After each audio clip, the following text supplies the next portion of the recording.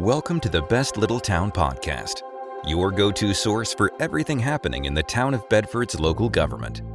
Whether it's new initiatives or important decisions shaping our town's future, you'll hear it right here. This podcast is dedicated to keeping our residents informed and engaged.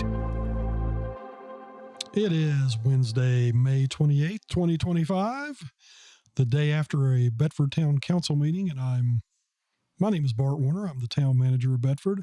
I'm glad to welcome you to another episode of the Best Little Town Podcast, an informative program we put together in partnership with our good friends at Media Squatch here in their studios to keep all our citizens, businesses, and interested parties apprised of the things that happen in the town of Bedford, and specifically the actions taken by the Bedford Town Council. Last night, May 27th, Town Council had its regular meeting, which does twice a month. The council meets every month on the second and fourth Tuesday at 7 p.m. in the upstairs of the municipal building at 215 East Main Street. We love to have people come personally and be with us in those meetings and participate. You can also do so virtually on the live stream that is produced by Media Squatch. And you can also view the recordings of the meetings pretty much as soon as the day after on youtube.com. If that doesn't work for you, we post the minutes of all our meetings and work sessions on our website at www.bedfordva.gov. So we like to keep folks apprised of what's going on. There are a lot of moving parts in our community right now, some more evident than others, but everything gets done at the town council meeting. So if you ever have questions about, hey, the town is doing this, or a question about town policy, nothing takes place outside of a council meeting because legally that can't happen. So very important for us to keep folks apprised of process and what happens when the discussions take place. And with that, I'm going to jump right into the agenda for last night's meeting. After the approval of the minutes, we had a couple people appear before council. First was Pastor Greg Rogers, who serves Grace Memorial Baptist Church.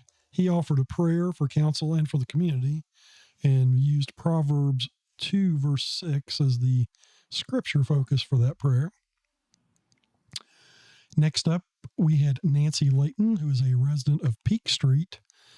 Nancy offered some very poignant observations regarding infrastructure around town, particularly related to electric and water and sewer services. She shared her view that we do seem to be having some struggles with things related to that, including sidewalks and streets. And she shared her observation that there seems to be a strategy to try to grow our way out of the problems of funding for these activities, even though we all know that construction takes time and revenues often lag behind. She also commented on the increasing charges by the Bedford Regional Water Authority and the Bedford Town Electric Department, and suggested that we try to look at ways to mitigate those factors without raising fees, also trying to find some creative ways of addressing the problem and expanding generation of power in the case of the town electric utility. Next up were council comments, starting with Councilman Dave Foster. He thanked the people in attendance for coming out to the meeting on a rainy night, and also specifically Ms. Layton for her comments. Councilman Dwight Evans thanked Pastor Rogers for his prayers for the community. Vice Mayor Updike also expressed his appreciation to those folks who were physically in attendance at the meeting last night, and also shared some observations about the history and observances related to the Memorial Day holiday. One of the things Darrell mentioned was that it was originally considered Decoration Day for headstones of the fallen servicemen in this country. In addition to that, he noted that he attended a signing ceremony at Susie Gibson Science and Technology Center. That was an event held to recognize graduating seniors who are moving on into the workforce. Similar to what we hear sometime with athletes who are moving on to play sports. Susie Gibson has been sponsoring this event, I think, for a couple of years now, and it celebrates the people who go out and actually provide the services and the work that we rely on on a daily basis, and that we still see great need in filling positions. So Daryl had attended that and talked about what a great quality event it was. Councilman Stacey Haley also thanked the attendees of last night's meeting and recognized the several events over the past holiday weekend for Memorial Day, which took place. Mentioned that there are several upcoming events related to June 6th, which of course is the D-Day observance related to World War II, which has a specific significance for our community. Councilman Todd Foreman also spoke to the significance of Memorial Day and asked us all to remember those who sacrificed their lives in defense of our country.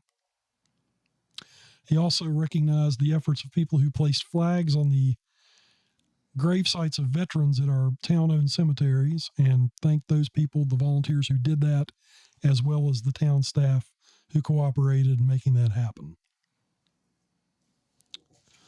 Councilman Jay Ippolito thanked Pastor Rogers for his prayers, also thanked the attendees for being there personally for the council meeting. He also noted the great activity at the farmers market in Bedford. That's on Washington Street, right in downtown Bedford, near the intersection of Washington and Center Street. Jay noted that there was quite a bit of activity there this weekend and recognized Erica McFadden and the other staff there who were putting together great events on a regular weekly basis. Mayor C.G. Stanley recognized Charles Jones, who is a recent Liberty High School graduate who has been serving as an intern with the town finance department for the past year. CG made some nice comments about him and about the internship program that is directed by Ms. Jeannie Willis, faculty member at LHS. Charles was there with his family to receive a small token of our appreciation and get a couple of pictures taken in the process. Moving on to the agenda, typically we have a report of council committees. However, there have been no committees that have met since the last council meeting. We then moved on to revisions to the agenda. Councilman Stacey Haley mentioned that he wanted to talk about a couple of things as discussion items, specifically the Bedford Middle School redevelopment project and also capital improvement funds in the electric department proposed budget. Consensus of council said they were fine with adding that to the agenda, and those were actually incorporated into the discussion in one case of our new business items. We had no public hearings. There was no old business to address. We moved right into new business. The first item was adoption of the budget for fiscal year 2025-2026. The proposed budget is something that is effective from July 1 through June 30th of every year. It is the work plan for town staff and for the government, and it outlines the expenditures that will take place to provide the services and the limitations that are related to that. Basically, we are limited in doing what is included in the budget. There are occasional amendments to that are necessary.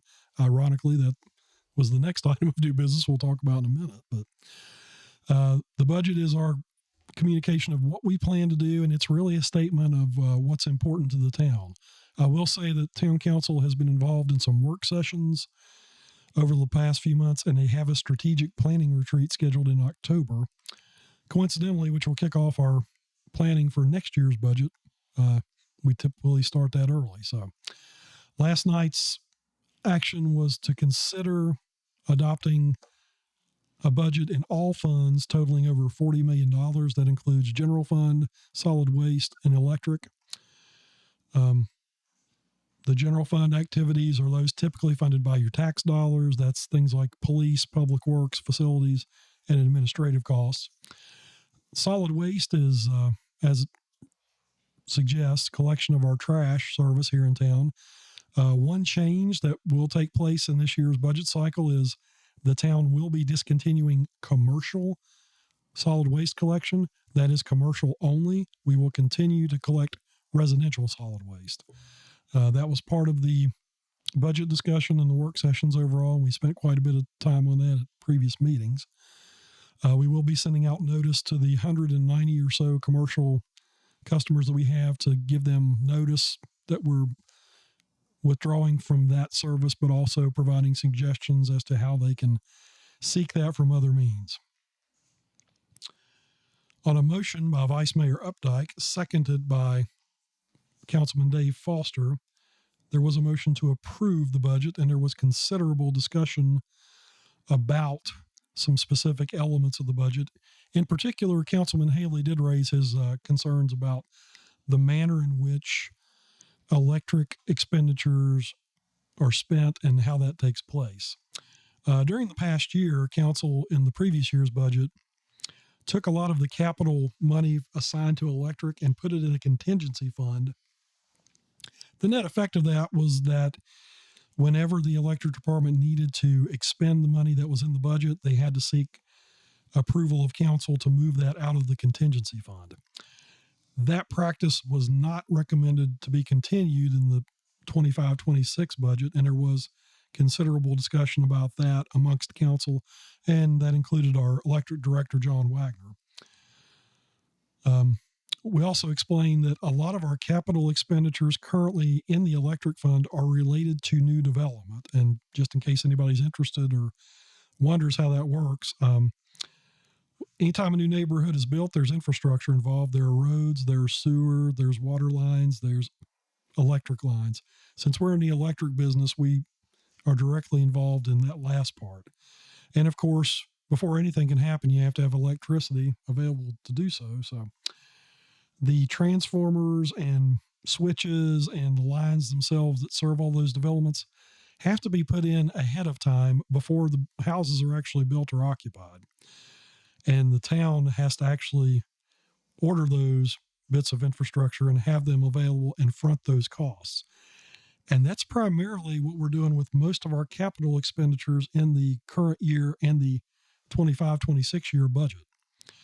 And so that explanation kind of came out of the discussion last night.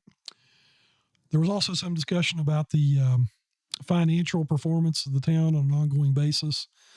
I will tell you that our finance department analyzes things on a monthly basis and generates a monthly report that I forward to council for their use by email.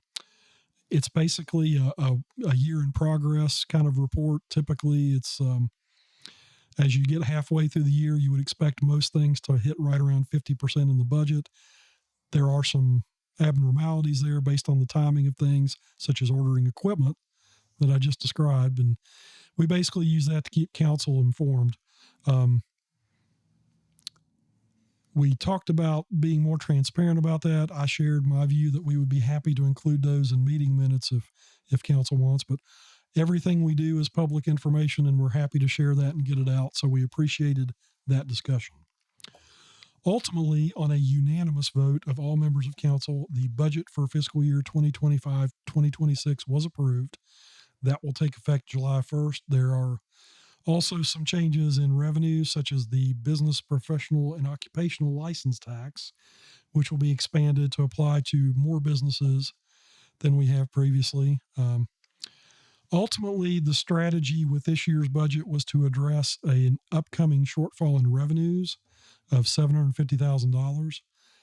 The background on that is when we reverted to town status, part of the incentive for that was payment of money from the Commonwealth to the county, and the county then shares some of that with us. The amount we receive is $750,000. Those payments commenced in 2013, and they are set to go away in 2028. Up until this point, that money has been included in our operating revenues. In order to address the upcoming absence of that funding ahead of time, we came up with a strategy to spread the loss of that money around based on enhanced revenues such as BPOL, reduction of some services such as commercial trash hauling and collection. Also, we are seeing some revenues from the growth in town that is occurring. The other good thing is we will be debt-free in another year, so that helps our position there. And if those things, don't get us there in totality on their own, we also do have a robust contingency fund available in the general fund to cover any shortcomings. But from a staff perspective, with the adoption of the fiscal year 25-26 year budget, we have a plan in place that will help us to absorb that loss in revenue and that will not have any visible effect on the level of service we provide based on what we're going to commence July 1st of this year. The next item of new business was a budget amendment to the current year budget, and that relates to the fact that in any given year, as I mentioned, we do our best to come up with accurate projections, but honestly, they're educated guesses as to what things will specifically cost. And often we find that over a 12-month period, some things cost less than what we had anticipated, or we're able to achieve some savings through negotiations, whereas some others may have cost more based on certain factors like inflation, personnel costs, or cost of materials. As we end each fiscal year, June 30th every year, we want to make sure that our budget lines up with our financial reports so that our auditors come in and have a clear picture and everything makes sense. So last night, staff presented an amendment which would appropriate budget funding and transfer existing funding to organizational codes requiring additional funding. Again, that's a matter of balancing those accounts that came in at less expense than we anticipated with the ones that might have been slightly over. Everything essentially nets out to zero when the auditors get their final information. The motion to approve that budget amendment was made by Councilman Haley, seconded by Dwight Evans. It was approved by a unanimous vote of all members present. The next item of new business was adoption of new terms and conditions of service related to our electric utility. Again, Bedford's somewhat unique in that the electricity and power we use is provided by the town. And we have several policies and procedures related to that really probably are more specific to staff, but also try to make things more transparent and clear for our customers. The current document regulating those things was last adopted in 1996. So there's been quite a bit of time invested in reviewing that, making changes according to changes in technology, the way we do billing, the way we interact, and then also some changes in the law adopted by the General Assembly that recently took effect. Council had work session on that prior to last meeting on May 13th. There was quite a bit of discussion there. Again, I'll refer back to the fact that our meetings are available on youtube.com. So if you're interested in the specifics of those discussions, we encourage you to check out the meeting then. We also do post the minutes on our website. Last night, on a motion by Councilman Haley, seconded by Councilman Jay Ippolito, Town Council unanimously voted to update the terms and conditions of service for our electric utility. Going back to the revisions to the agenda that were requested, Mr. Haley's concerns about the capital improvement funding in electric were largely discussed along with the budget adoption process. The other item related to the status of the Bedford Middle School redevelopment project. As folks may be aware, the former middle school, which actually was originally the Bedford High School, was vacated about 2017 by the school system when Liberty Middle School was opened. The town entered a bidding process, and Mr. Dave McCormick with Waukesha Development was the successful bidder. Since then, he's been working to redevelop the brick main building into apartments, market rate apartments, the old yellow building into a boutique hotel, and then the subsequent gym building will be reopened at some point to the public, and the cafeteria building will be used as incubator space. The largest parts of that development are the apartments and the hotel. Dave McCormick advises that the apartments are being pre-leased and should be ready for occupation certainly by the end of the summer. In previous discussions, he mentioned that the hotel will probably lag 6 months behind that project. As part of the process for awarding this property to Mr. McCormick and Waukesha, and as also people need to know, that property is now owned by Waukesha. That's part of the performance agreement. There were certain deadlines that have passed based on our best estimations of when these projects or these components of the project would be complete. Originally, Mr. McCormick had said that he hoped to have the apartments up and running in April. and hopes to have I think the date for the hotel was September. Obviously, the apartments are not completely open yet, but again, part of the discussion of council was to revisit the performance agreement, which was drafted by Mike Lockaby, our town attorney, who unfortunately was not present at last night's meeting. Like a lot of folks, council is anxious to see these projects completed, so there was talk about revisiting the performance agreement and seeing if we need to extend those deadlines. I also interjected the question of what we would do to ensure that deadlines would be met in the future. So the outcome of that is we're going to confer with the town attorney, talk to Dave McCormick and see where he is with things, and revisit that issue at another time. That concluded the business activity of last night's council meeting. They adjourned the meeting until 5:30 p.m. on Tuesday, June 10th, for a work session regarding an electric rate study that is being performed by an independent third-party agency known as Raftellus. They've been looking at our operational models, what we charge, what we think is necessary to provide adequate electric service, and we'll be presenting those findings to town council beginning at 5:30 on June 10th. Of course, that is a public meeting, will take place in the council chambers. Anyone who's interested in attending is welcome to do so. Just provide the caveat that it's a work session for council, so there probably will not be opportunities for comment by the public at that point or any interjections. Also, no action will take place at the work session itself. Any changes to policy will have to be undertaken at a public meeting of the council and likely subject to a public hearing at that point. And that concluded last night's business. As I mentioned, there's a lot of things going on in town.